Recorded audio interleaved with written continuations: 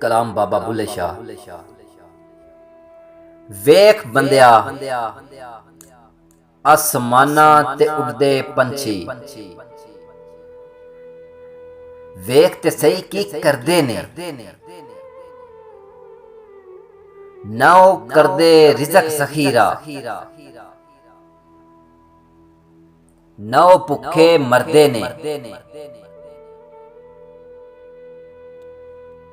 ਕਦੀ ਕਿਸੇ ਨੇ ਉੱਡਦੇ ਪੰਛੀ ਭੁੱਖੇ ਮਰਦੇ ਵੇਖੇ ਨੇ। ਬੰਦੇ ਹੀ ਕਰਦੇ ਰਿਜ਼ਕ ਜ਼ਖੀਰਾ,